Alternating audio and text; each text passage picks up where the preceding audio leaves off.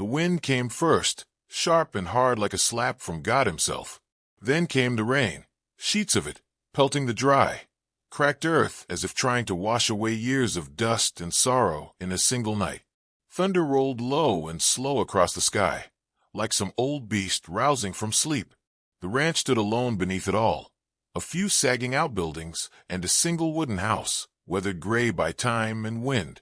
The fence, old split-rail pine lashed together with rusted nails and rawhide, creaked with every gust, groaning like it knew its time was running out. Inside the house, Silas Boone lit the last of his kerosene. The flame caught, fluttered, then steadied. He held the lantern up to the window and peered out at the storm, without surprise. Storms came and went. What mattered stayed still. He was a man carved from the land, thin but solid, like a fence post driven deep.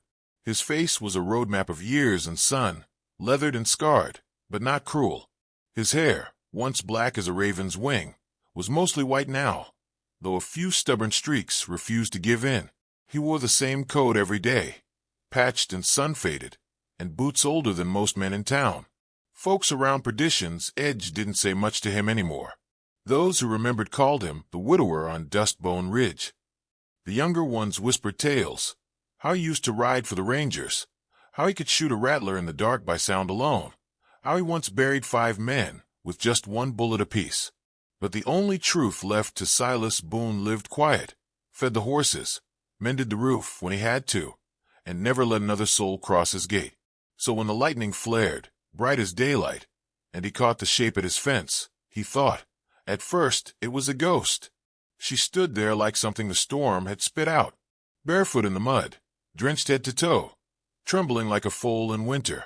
Her dress, what was left of it, clung to her, torn and heavy with rain. She was maybe 19, though the wildness in her eyes made her seem older.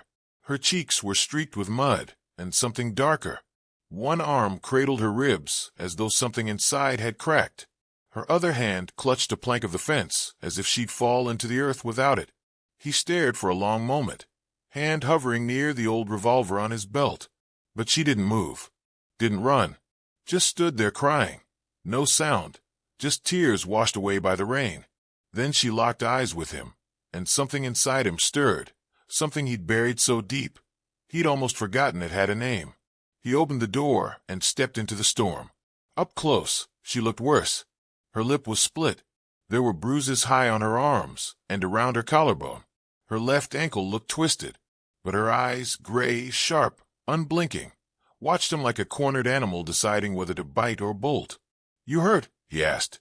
She said nothing. "You alone?" Still nothing. "You hungry?" Her chin trembled.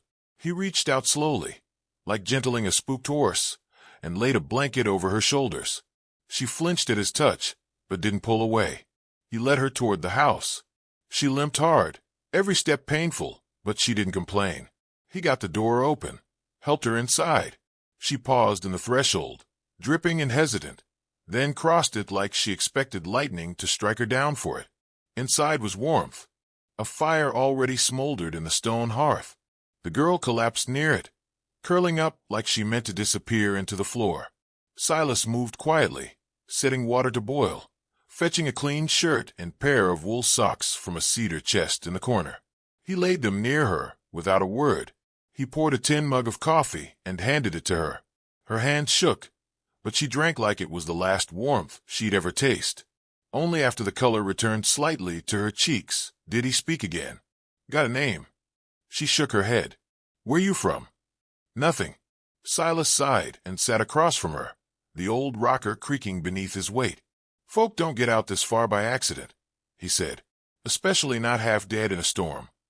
She looked up then, and for the first time, she spoke. Her voice was hoarse and cracked, but steady. "They'll be looking for me." Silas didn't blink. He just nodded once. "Reckon I guessed that." She stared at him, defiant now, like she was daring him to throw her out. Instead, he stood and walked to the front door. For a moment, he hesitated, hand on the latch. The storm still raged beyond it, hammering against the world with righteous fury. He shut it tight, dropped the heavy bar across the frame, and turned back to her. "Then you'd best stay quiet and heal up."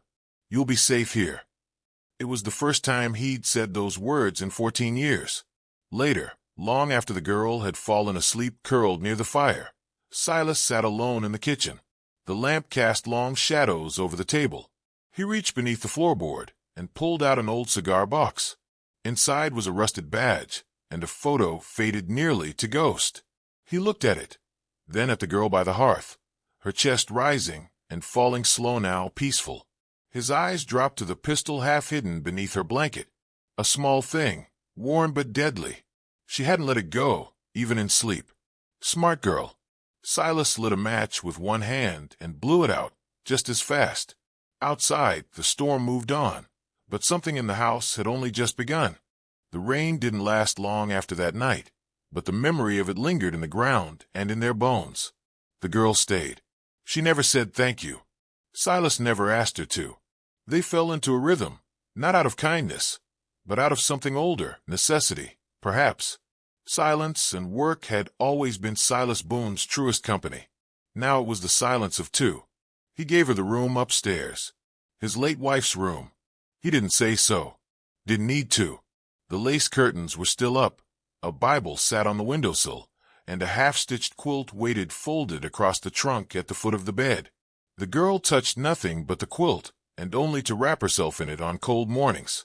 She moved stiffly for the first week, but she didn't complain. Bruises faded.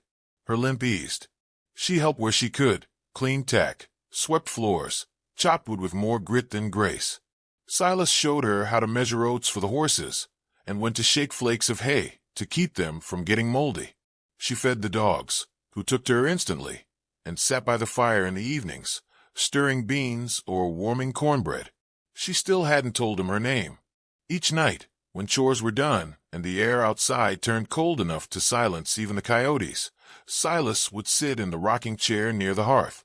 He'd read aloud, mostly from the old Bible, sometimes from yellowed newspapers he kept folded in a box beneath the stairs.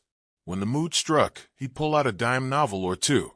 The Gallows of Silver Gulch, The Marshal's Last Ride, Justice at Hangman's Pass. She'd listen, curled tight in a blanket, eyes wide and unreadable, as if trying to learn something hidden between the words. One night, after a story about a sheriff who'd refused a bribe and took 5 bullets for it, she finally spoke. "You believe in justice?" she asked. Silas looked up from the crinkled page, his voice gravelly and low. "I believe in balance. World ain't fair, but sometimes it can be made right for a moment." She seemed to consider that, said nothing more. By the second week, she was mending fence posts on her own. Silas watched her from the porch as she hammered new rails into place. Sleeves rolled, dirt on her arms. She had a fierce kind of focus. Like every nail she drove into the wood was part of something she was trying to hold together inside herself. He still didn't ask questions. Some scars don't open easy. But the day came when he had to ride to Perdition's Edge for salt and horseshoes. He saddled up early, told her not to answer the door for anyone, and left with the sunrise on his back. Perdition's Edge was a town that barely hung on. Dusty streets, bent signs, and the stink of boiled leather and spit. The saloon hadn't cleaned its floor in a decade, and the general store kept one of every item, like the world had stopped needing more. Silas nodded to a few old-timers who knew better than to stop him with talk. He went to fetch his supplies when he overheard the voices. 2 ranch hands near the counter, whispering loud enough to be heard. Blister Creek boys took down a marshal east of here. Burned whole farm with folks still in it. No law'll chase him. Half the marshals already buried. Girl got out, though. Name's Cora Lee. Preacher's daughter, they say. Silas didn't flinch, didn't blink, but something settled heavy behind his ribs. They got posters now. One added, says dead or alive. I heard there's 500 on her head. Cora. So she had a name after all. He paid for his things and rode back with a storm that had nothing to do with the weather brewing in his chest. By the time he reached the ridge, dusk was already curling around the land like smoke. The house glowed faint with lamplight. When he stepped inside, the smell of stew greeted him. She looked up from the fire, then quickly down again, ladling the thick broth into a cracked bowl. He didn't mention the bounty. Not that night. Later, after she'd gone upstairs, he sat alone at the table and stared at the crackling logs. He turned it over in his mind. Cora Lee, preacher's daughter, hunted. Why she was bruised, bloodied, running in the rain. She wasn't just running from something. She was running toward something, too. Maybe vengeance. Maybe justice. The next day, while he worked out back with the goats, she wandered into the corner of the house she hadn't dared explore before. The small sitting room had a loose floorboard under the window. The sun was low and golden. Dust danced in the light. She knelt and pulled up the board. Inside was a tin box, long forgotten, or maybe not forgotten at all. Inside it were things that didn't belong to a simple rancher. A rusted Texas Ranger badge, dulled and scratched. A single, spur-scraped boot heel. A silver locket with a woman's face captured in soft sepia. Younger than Silas looked now, but unmistakably her. Cora didn't steal. Didn't speak of it later. She just closed the box and put it back exactly as she found it. But her face was different at supper. Not frightened. Not suspicious. Just clearer. Like a missing piece had slid into place. Silas noticed, but he didn't ask. That night, after the stew was gone and the fire burned low, he looked across the table and saw the question in her face, the unspoken wondering of what kind of man he really was, what he'd done, what he'd lost. "You don't owe me your story," he said, voice soft as dust. "But someday, someone's going to ask you to fight. Not just survive. Fight, and you'll need to know who you are when that day comes." Cora looked at him a long time, the firelight dancing in her eyes. Then, slowly, she nodded. Not as an answer, but as a promise waiting to be kept. Outside, the coyotes howled somewhere out in the dark, but they stayed warm in that little house. Two souls trying to mend a world that hadn't been fair to either of them. And upstairs, the locket sat still beneath the floor, guarding its ghosts. The morning sky bled orange as Silas hitched the wagon and told Cora to ride with him into Perdition's Edge. He hadn't meant to bring her so soon, but his gut had been aching since he'd heard about the gang in town. The Blister Creek boys weren't like the others. They didn't just pass through. They left things twisted, broken, scorched. He needed to check on Doc Marin. And deep down, he knew the storm was drifting closer. You didn't keep a secret like Cora Lee forever. The road to Perdition's Edge was brittle and dry, the dirt cracking under the wagon's weight. Cora sat beside him, had pulled low over her brow, a rifle tucked in a saddle blanket beneath her feet. She didn't ask questions. Didn't speak at all until they topped the ridge and saw the smoke. Even from that far, it was clear. Something terrible had come and gone. When they rolled into town, the wind blew bitter and strange. The first thing they saw was the church, half collapsed, its steeple sheared off and charred black. Ash covered the street like gray snow. Windows were shattered, doors kicked in. A hanging sign for the general store swung limply from one hinge, the other burned clean off. Silas pulled the wagon up outside Doc Marin's place, what was left of it. The door was off the hinges, medical supplies scattered across the porch. Inside, the old man lay bandaged on a cot, blood seeping through linen. He looked up with one eye swollen shut. "They came through last night," he croaked. 6 of them, looking for a girl. Silas didn't need to ask which girl. Shot the sheriff in the back, dragged his deputy through the street, said they were coming back with 20 more if they didn't find her. Cora's hands clenched in her lap. Her face remained stone. Doc's eyes moved to her. "You look like her. From the poster." She stepped back, hand near her hip. Silas touched her arm lightly. "We'll handle it." They left Marin with water and a pistol, then stepped out into the broken silence of town. The livery still stood, but barely. Half the stalls were torched, and 2 horses lay shot in the dirt. As they passed, a voice rang out behind them. "Well, look what the wind blew back." A man stepped from the alley, skin like boiled leather, grin full of teeth too white to be real. His duster was bloodstained. A revolver swung low on his hip. Silas knew a Blister Creek boy when he saw one. The man's eyes flicked to Cora. Recognition hit. His smile widened. "Cora Lee, ain't you prettier in person?" Cora didn't hesitate. She drew and fired, the shot cracking through the morning like a whip. The bullet took him clean through the left eye. He dropped like a felled tree, twitching once before going still. The street fell deathly quiet. People peered from broken windows and behind barrels. A whisper passed like wind through grass. That girl's worth more than a herd of cattle. Silas moved quickly, covering her flank, eyes scanning for shadows. But no more came. Not yet. He holstered his revolver slowly and turned to face the silent crowd. "She's under my roof," he said flatly. "That makes her under my gun. Anyone got a problem with that?" No one answered. A few turned and walked away. They left town before the echoes faded, riding hard for the ridge. Neither spoke for miles.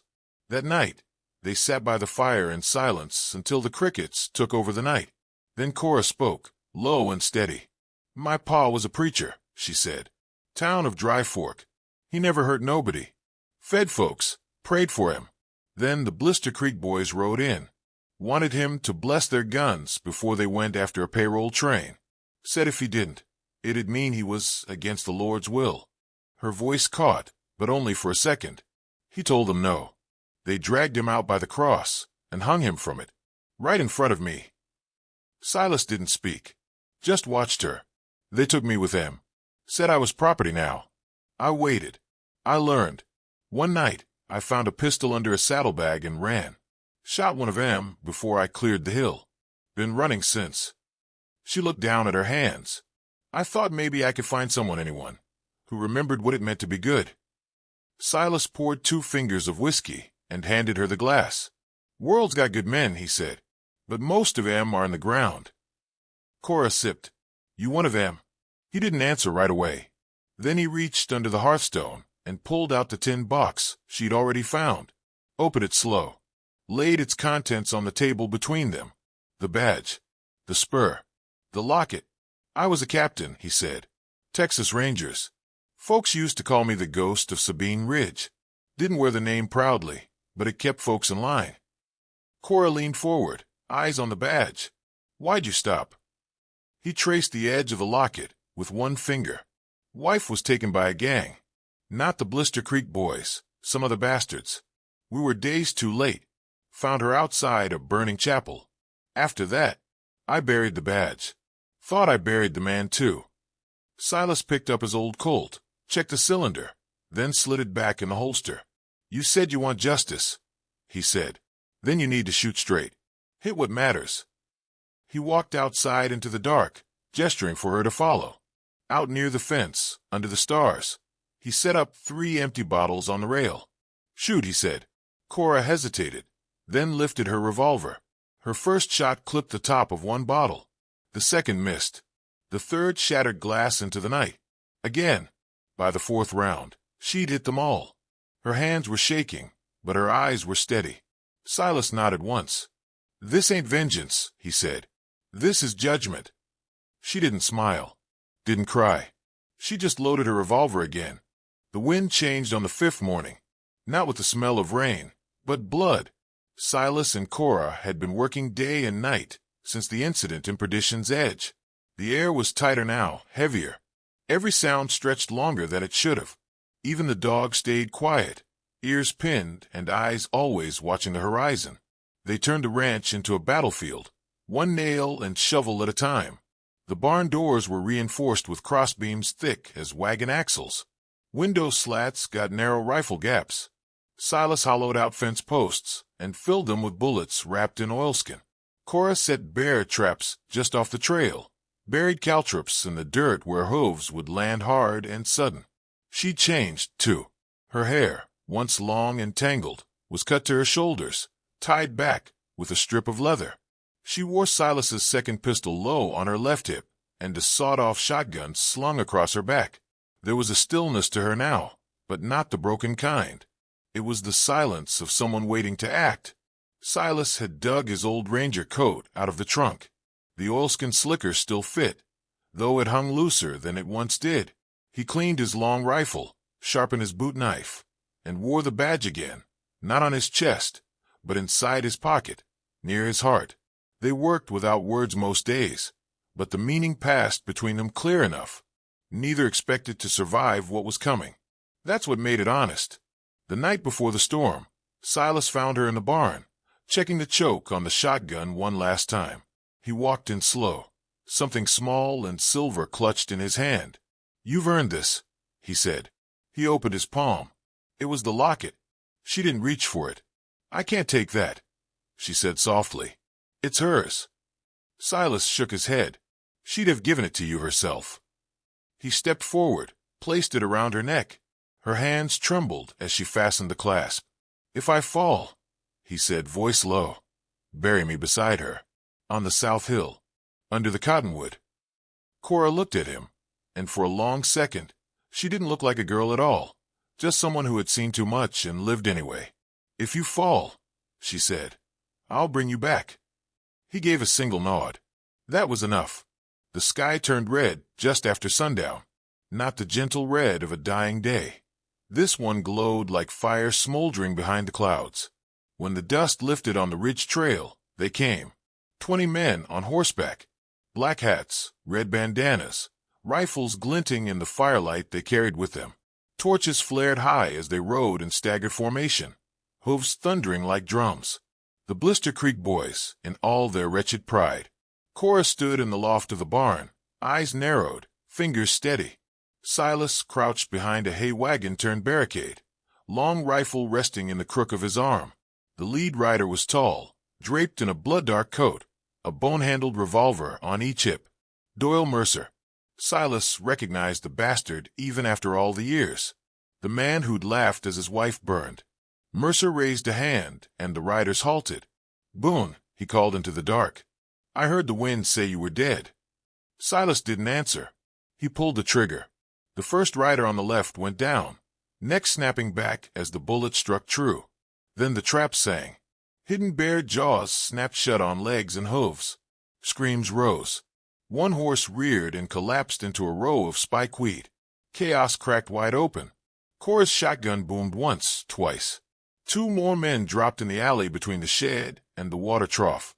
A third stumbled into a tripwire and was greeted by a nail-laced plank swinging down from the eaves. Silas moved like the old days. Calm, cold, certain. He reloaded behind cover and fired clean into the heart of anyone who tried to climb the porch. 5 shots, 5 dead. But the Blister Creek boys were rabid. They swarmed, regrouped, rushed the barn. The second wave breached the doors with axes and torches. Cora stood atop the feed pile, firing down into the smoke. Buckshot tore through a man's chest. Another lost his jaw. She dropped the shotgun and drew both pistols, shooting from the hips like Silas had taught her. She didn't blink, didn't speak. Silas found himself cornered near the corral, reloading under fire when a shadow moved through the smoke. Doyle Mercer, still standing, revolver drawn. "Well, hell," Mercer said. "Didn't think ghosts bled." Silas stood. "You've aged, Mercer," he said. "You died." Mercer grinned. "I watched her scream." Silas's voice was dry as desert wind. "I was dead, but she brought me back." He raised his revolver and fired once. The shot echoed across the valley, like a bell tolling the end of something awful. Mercer staggered, a red bloom spreading over his chest. He fell to his knees, gasped once, and pitched forward into the dirt, dead before he hit it. Silas took one step and then collapsed himself. A bullet had found his side in the chaos. Blood soaked through his coat. Cora saw him fall and screamed his name, a sound more animal than human. She ran from the barn, slashing through smoke and shadow, cutting down the last rider in her way with 2 rapid shots. She dropped beside him, pressed her hands to the wound. "Don't you go," she said, voice trembling. "Not now. Not now." He reached up and gripped her wrist. "Get to the cellar," he rasped. "Finish it." She hesitated only a second. Then she dragged him, limp, heavy, across the yard, through the house, and down the narrow steps to the root cellar. She laid him in the dark on a bed of grain sacks, pressing a rag to the wound. Then she went back up. She stood in the doorway, sweat and soot streaked across her face, torch in one hand, rifle in the other. She stared out at the open field, now littered with bodies. And then she lit it. Oil had been poured over the brush and fence lines earlier that day. The flames caught fast. They rose in a roar. casting long shadows of the dead across the dirt. The Blister Creek boys, those still breathing, turned and ran, fleeing into the night like devils chased by something older and meaner than death. Cora stood watch until the last flame burned low, until there was only ash and silence, and the whisper of ghosts carried on the wind. Spring came slow to the ridge that year, but it came. The frost melted down from the hills, and wildflowers pushed through the dead grass like they'd been holding their breath all winter. The land healed where it could. Some things, not so much. But the silence wasn't so heavy anymore. Cora ran the ranch now. She wore a hat wide enough to cast its own shadow across a corral. Her boots were worn down at the heel, and her fingers had the calluses of someone who worked the land with no apologies. Folks in Perdition's Edge, what was left of them, started calling her Miss Lee. Not girl, or kid, or runaway. Just Miss Lee. That was enough. She kept the fence mended, the same old fence where she'd once stood barefoot and bleeding. Now she walked it twice a week, checking knots, tightening lines, making sure no board hung loose. She fixed it with more care than most folks gave their own bones. Silas once joked that she was part fence herself now. She hadn't laughed, but he saw the way her mouth twitched when she turned away. Silas had recovered mostly. The bullet had chewed up his side something fierce, but he lived, against odds and expectations. Now he walked with a limp and a cane carved from mesquite. He spent his days on the porch, reading dog-eared books in a rocker too old to hold anyone else's weight. Psalms some days, dime novels others, always with his eyes just past the page, watching Cora move like she belonged. One morning in June, a rider came up the ridge, coat clean, boots polished, and a star pinned so shiny it nearly glared. The new marshal. He dismounted with the stiff grace of someone not used to dust, looked around with a face full of questions and a hand close to his holster. He stepped up the porch and tipped his hat. "Looking for a man used to go by Captain Silas Boone," he said. "Goes by different names now, they say." Silas didn't look up from his book. "Ain't no Boone here," he said. "Just an old man and his daughter." The marshal frowned. "Some say she killed half the Blister Creek boys." "Some say the wind talks too," Silas replied. The marshal stared for a beat, then turned and looked toward the field. Cora was out there with the horses, sleeves rolled up, tying a saddle line with steady hands. "You raising fighters?" the marshal asked. Silas finally looked up. "Raising survivors. What they do with that is up to them." The marshal didn't press. He tipped his hat again and rode off, the hooves of his gelding kicking up tiny clouds that vanished behind him. Word had spread, as word always does, about the girl with the shotgun who stood against 20 riders, about the burning field and the bodies laid out like fallen dominoes. It was told in whispers, then louder, until letters started arriving. Most were from girls, some barely more than children, some women with bruises beneath their signatures. They wrote about fear, about anger, about wanting to learn. They called her Miss Lee. Asked her to teach them. So she did. The ranch became more than fence and field. It became a place for the forgotten. Cora didn't make speeches or hand out sermons. She just put them to work. She taught them how to hold a rifle, how to spot a lie in a man's eyes, how to saddle a horse without breaking its back or its spirit. She taught them how to plant vegetables and how to shoot between heartbeats. Silas watched them from the porch, sometimes smiling, sometimes quiet. It wasn't a school. It was a fire line, and she was teaching them how to stand on it. One afternoon, with the sun dripping gold across the ridge, a shape came walking up the trail. Small, uncertain. A girl, maybe 8, barefoot and caked in dust. Her hair was matted. Her dress was too thin for the wind. She walked with the slow, wary step of someone who had learned not to trust anything that came too easy. Cora spotted her near the fence line, the same stretch where she had once cried in the rain, barely alive. She set down the bucket she'd been carrying and walked out. The girl didn't run. She just stood there, breathing hard, like her whole world balanced on whether this woman would open that gate. Cora didn't speak. She just reached over and unlatched the gate, swung it open wide. The girl took one step, then another. Then she fell into Cora's arms, like a branch breaking in the wind. Cora held her tight, like she'd done it before, like she would again. Silas watched from the porch, closed his book, and leaned back in his rocker. The wind moved through the grass, rustling the flowers blooming wild along the fence. Bluebonnets, sunbursts, and one lone lily sprouting right by the post that had been rebuilt after the gunfight. That storm had taken Cora's past, but the fence, that gave her a name.